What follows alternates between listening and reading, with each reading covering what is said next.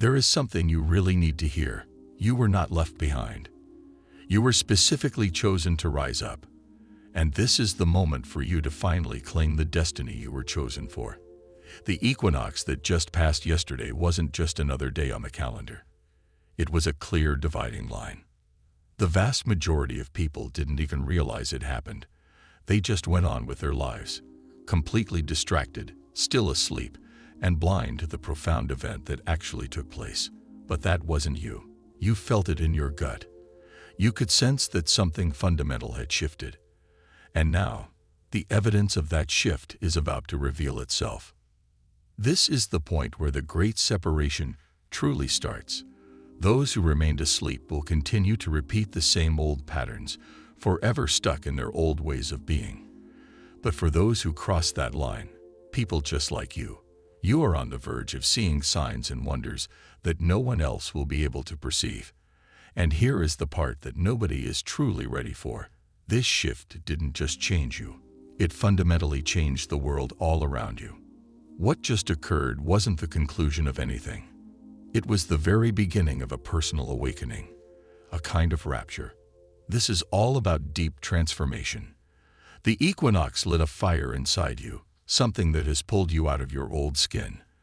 That version of you who used to live a small life, the one who was filled with doubt and constantly second-guessed everything. That part of you simply couldn't make it through this shift. Now the uprising begins. Little by little, step by step, you will begin to transform into a completely new person. This awakening, this rapture, is not over. In fact, it's only just getting started. And if you are spiritually aware, you must pay close attention, because what is about to come to the surface in the coming days will determine just how far this transformation will take you. But there's a catch. Not every sign that comes with this change is going to feel pleasant or comfortable. You'll see them in unexpected reflections, and instead of fear, you'll feel a deep sense of gratitude.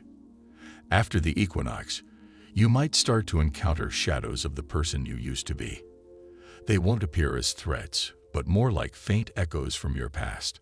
Sometimes it will be a person who acts exactly the way your old self did, or maybe a stranger will say something that once would have trapped you in a negative loop. It could even be a scene you witness in a store, a certain corner in a room, or a face in a dream that replays that old familiar script back to you.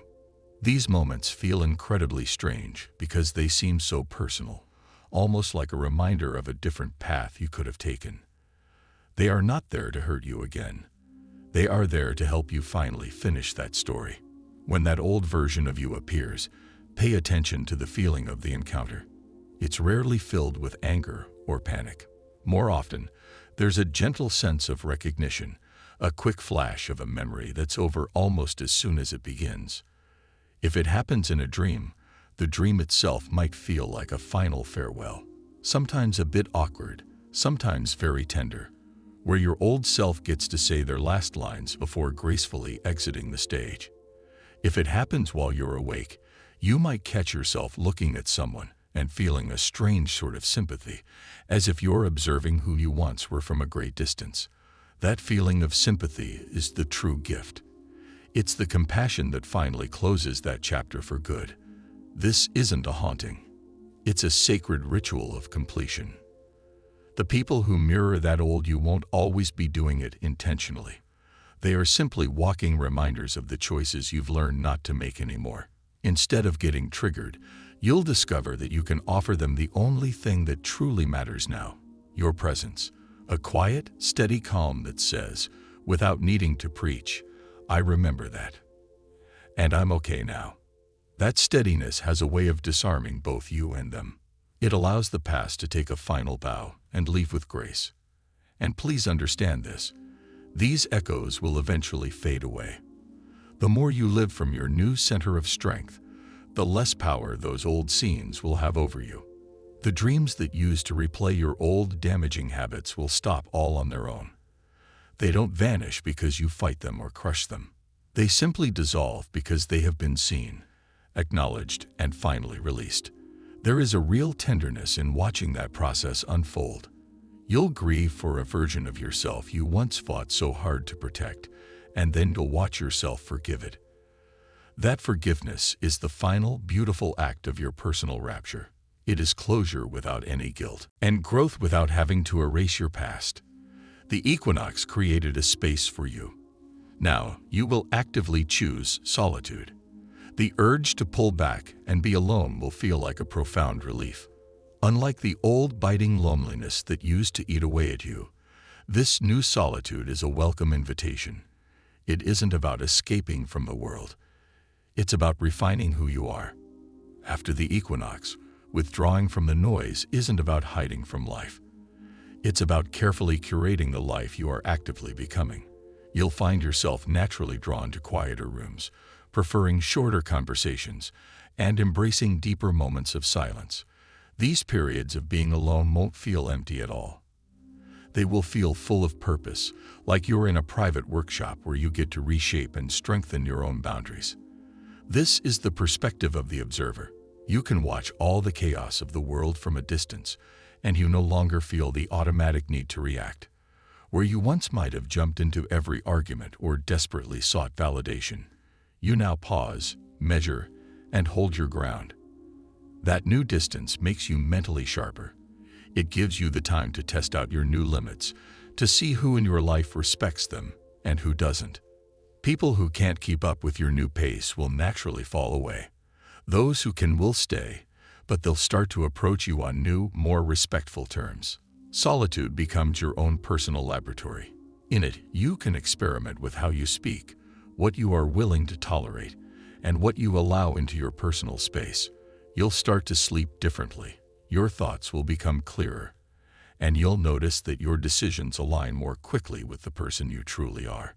And don't be shocked if this choice to be alone unsettles the people around you. They are used to the old you, the one who was always available, always apologizing, always easy to influence. Your refusal to play that old part forces them to show their true colors. Some will rise to the occasion and match your newfound clarity. Others will resist and push back, uncomfortable with someone who can no longer be dragged into old dramas. And that's perfectly okay. The isolation you choose now is a filter, not a prison. It preserves your precious energy for the people and the opportunities that are actually meant for you. They aren't just simple thoughts anymore. They are your new assignments. After this great shift, your mind will stop serving up only small, safe ideas. It will start opening up to grand proposals that feel massive, almost reckless. They show up like sudden urges that don't seem to fit with your usual personality. It could be a brand new life plan, a strange idea for a book that just won't leave you alone, a strong pull toward a location you've never been to, or a conversation you suddenly feel certain you absolutely must have. These are not just fleeting daydreams. They are persistent, they are powerful, and they carry a strange sense of confidence with them.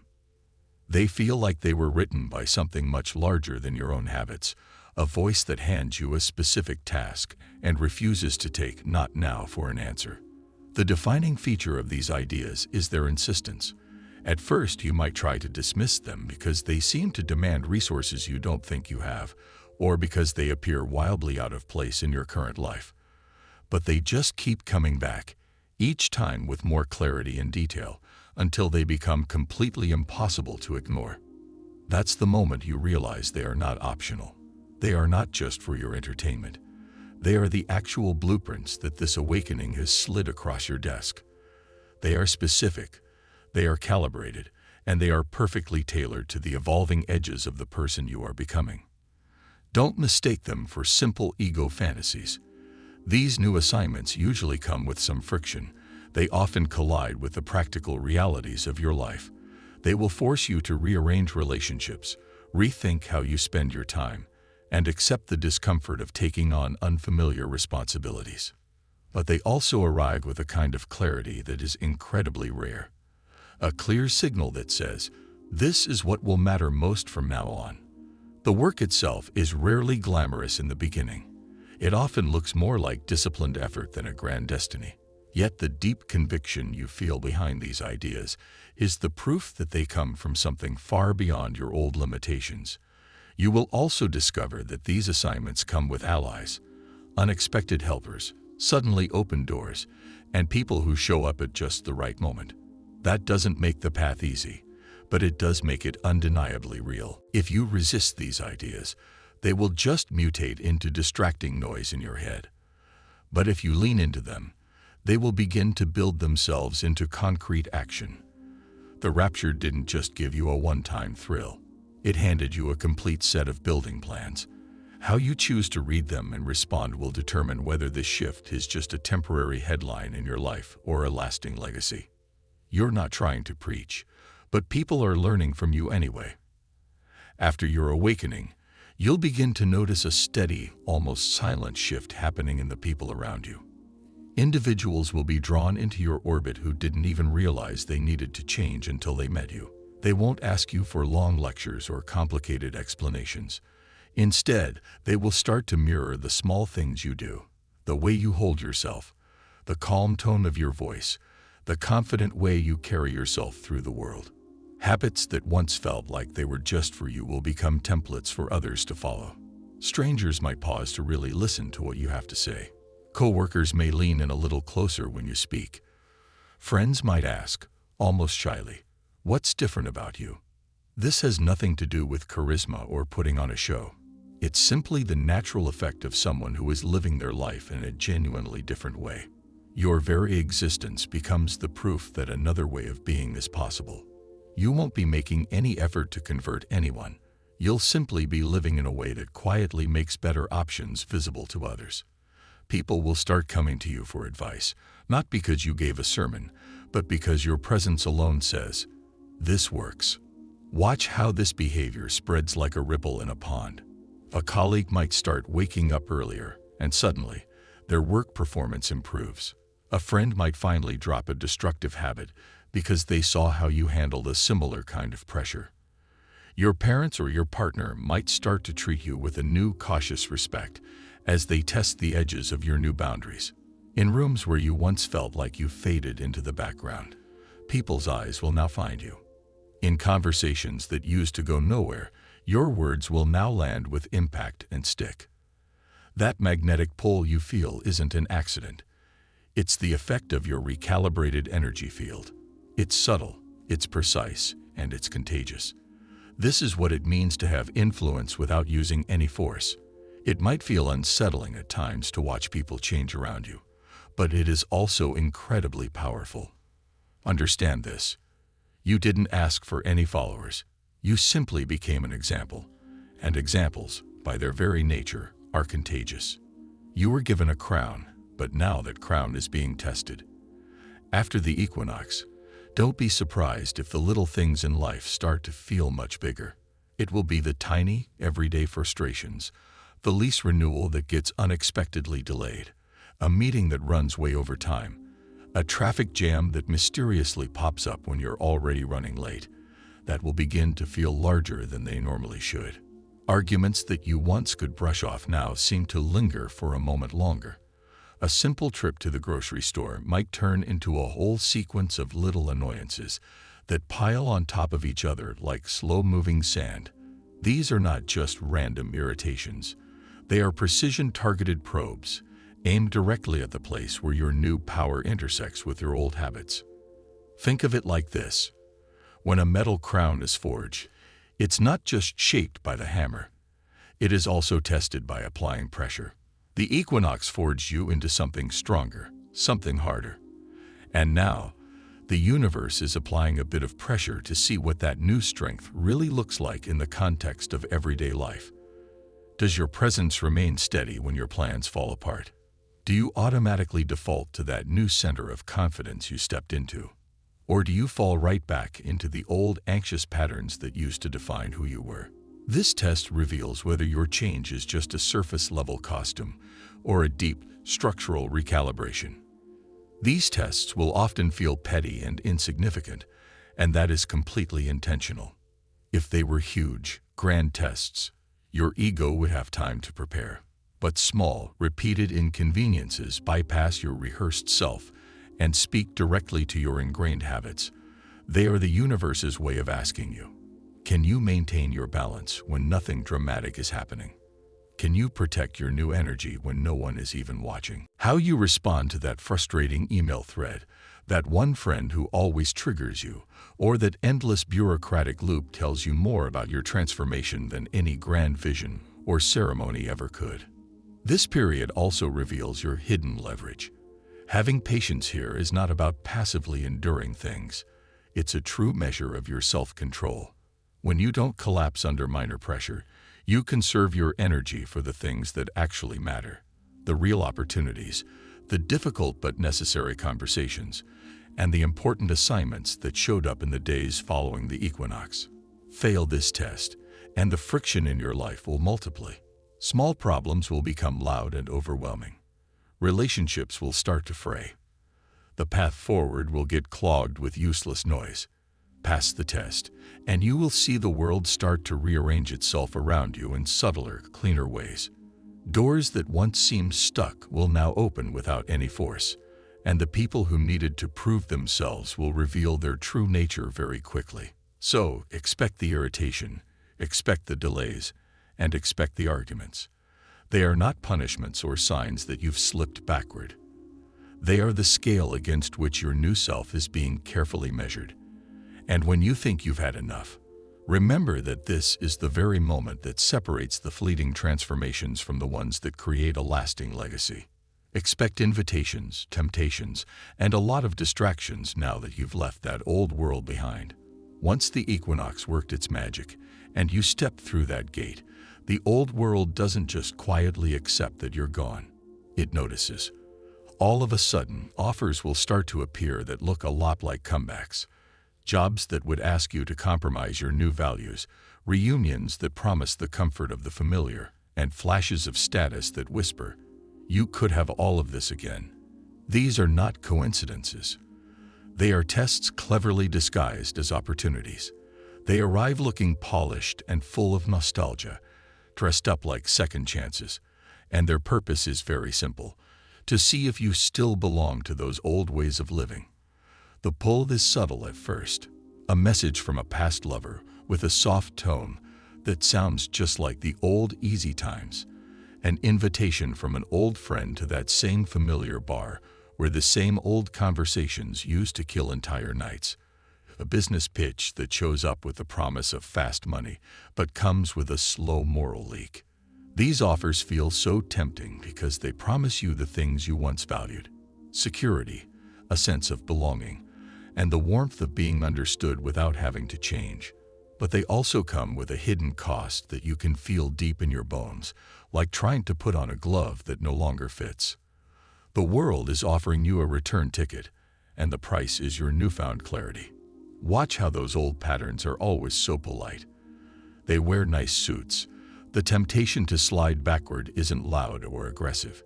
It's a flattering email, a compliment designed to soothe your ego, a handshake that feels just like coming home. That sense of familiarity pulls on your nerves in a way that feels like safety. But safety in this context often just means stagnation. The old world doesn't want you to leave its comfortable loop because your departure acts as a mirror, exposing how many other people are too afraid to change. So they tempt you with what looks like an easy path, while quietly asking you to surrender everything you have gained. You'll also notice how authority figures start to approach you differently. People who once dismissed you might begin to speak to you more gently, offering you roles that look very appealing on paper. That spotlight is attractive because it validates the change you've made. It says, you did something right, and now the system wants to cash in on you, but without letting you keep your newfound edge. That's the trap. It's acceptance that costs you your personal sovereignty. And then there are the subtle emotional traps: guilt, nostalgia, and the soft pressure of what everyone expects from you. You might be reminded of responsibilities you feel you can't ignore, or be invited to family rituals that demand you show up as the old you.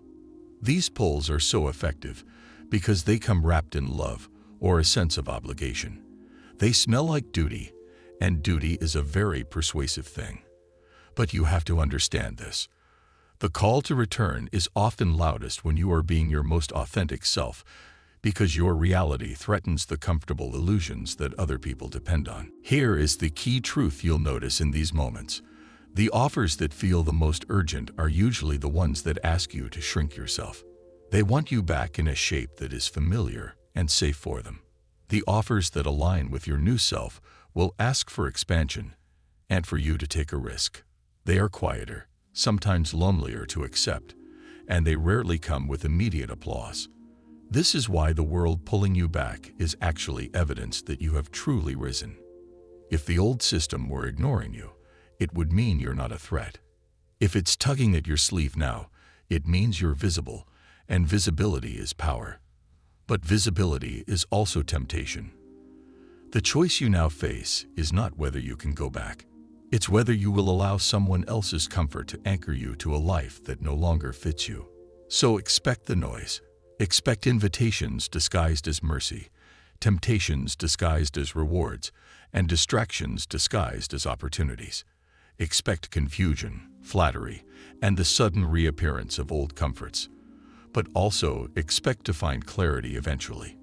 Because once you've truly seen the difference between the accommodation of your past and the call of your new path, the idea of slipping back will look both costly and small. You will know exactly what's at stake. Struggle was never meant as a punishment. It was your preparation. After the equinox, something will begin to shift in the background of your life, almost quietly at first. For those of you who have been carrying heavy burdens for seasons, who have endured years where it felt like nothing was moving forward, where your prayers felt unanswered and your efforts went unrewarded, you will start to notice a change. The balance you have been waiting for will finally begin to reveal itself. It won't start with loud, flashy miracles, but with small, undeniable shifts that feel too precise to be just random chance. It might be a phone call that arrives completely out of the blue with news you were not expecting. The job opportunity you thought you had lost might suddenly become available again, but this time with even better terms. It might be a stranger offering you help in the exact area where you've been struggling, without you even having to ask. It could be money you thought was long gone making its way back into your account, or doors finally opening in places you had given up on knocking years ago. These are not accidents. These are the hidden rewards finally showing themselves now that the equinox has reset the universal scales. For far too long, you may have felt like you were carrying a weight that no one else could even see. People may have misjudged you, doubted the path you were on, and maybe even mocked the incredible patience you were forced to live with. But what they couldn't see was that while it may have looked like stagnation from the outside, it was actually a period of incubation. The equinox acted as a cosmic turning point, and what was once a long delay is now becoming a timely delivery. The universe was never ignoring you. It was carefully stacking your blessings in a place where no one could steal them. You will notice how opportunities now arrive in perfect alignment, not in chaos. Before, you might have received chances that demanded you compromise who you are, jobs that drained your soul, relationships that constantly tested your self-worth, and paths that looked like blessings but were actually burdens in disguise. But the energy after the equinox doesn't deal in false promises. The rewards that are arriving now just feel different. They feel clean. They feel almost custom-made for you, as if every single moment of waiting and every test of your patience was part of a larger design meant to prepare you for them. And here is the most powerful part. The reward isn't just external, it's also internal. After years of just scraping by, you'll suddenly notice that you carry a deep calmness, a solid self-trust, and a groundedness that can never be taken away from you. That is the true treasure, because opportunities can come and go, but the version of you that was forged in the fire of endurance, that is permanent. You have become someone who no longer begs for openings, but attracts them naturally. This is why the equinox feels like a personal rapture, not because you were lifted away to another world, but because the heavy weight of the old one was finally lifted off of you. Struggle used to define your days, but now it defines your strength. Pain used to feel like proof that you were abandoned, but now it looks like clear evidence of your preparation. So don't be surprised when help shows up suddenly. Don't dismiss it as a mere coincidence when major breakthroughs land right in your lap. Recognize it for what it truly is: the hidden reward, long delayed, but timed perfectly. There are others like you, but you won't find them easily. Crossing through this awakening might feel like a very lonely path at first. You'll notice yourself walking with a new purpose, speaking with a new clarity, and seeing life with a sharpness that most people around you can't even begin to recognize. This can trick you into thinking that you are all alone, as if you were the only one who heard the call during the equinox. But you are not the only one. You are simply one of the few who had the courage, the strength, and the awareness to rise up when that gateway opened. And here is the truth: the others who also crossed through are not all gathered together in one place. They have been scattered all across the map, placed with incredible precision, like individual lights in the darkness. The reason you don't immediately see them is because this new world you've stepped into doesn't announce its treasures openly. The chosen ones are hidden in plain sight. But when you do meet one of them, you will know. It won't require long conversations or forced explanations. The connection will be instant and completely undeniable. Maybe it will be a stranger whose eyes seem to look straight through you, as if they recognize the fire that you now carry inside. Maybe it will be an old friend who suddenly reveals that they've been walking a very similar path in secret, just waiting for the right moment to step forward. Or maybe it will be someone you never would have expected. Someone placed directly in your path at the exact moment you needed confirmation that you weren't just imagining this entire shift. The world after the equinox is like a brand new map, and the chosen ones are the landmarks. They appear not to crowd you, but to guide you. Each encounter you have with one of them is a signal, a powerful reminder that you are part of something much larger than just your own personal transformation.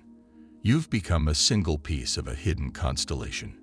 Each star is scattered far apart from the others, but together, you all form a pattern that lights the way for everyone else who is still stumbling around in the dark. But don't expect these meetings to happen frequently. That is part of the test. You are meant to grow strong in your solitude, to strengthen your own unique frequency first. If all the chosen ones were clustered together too quickly, their combined energy might just collapse into a comfortable group. Instead, you are being called to carry your own light in the places that still feel heavy and dark, to walk among those who stay behind, not to judge them, but to embody what is truly possible on the other side of the threshold. And when you do finally meet one of the few, it won't feel like a coincidence. It will feel like recognition. It will feel like two flames that suddenly start burning brighter simply because they have found each other. That single moment will be enough to confirm everything you've suspected all along, that you were never crazy, never delusional, and never, ever walking this path alone. So don't look for them in the noise of the crowd. Don't expect them to wave a flag or introduce themselves as chosen. Just pay attention to the subtle signs. You're not the only one, but you are one of the few, and that is exactly what makes this journey so incredibly powerful. If you are still watching this, I want to sincerely thank you for your attention. If you enjoyed this message and would like to see more like it, please consider clicking the subscribe button. Your support is deeply appreciated. Please feel free to share any of your own experiences or thoughts in the comments section below. Until we meet again, take care, and be sure to subscribe for more insightful content.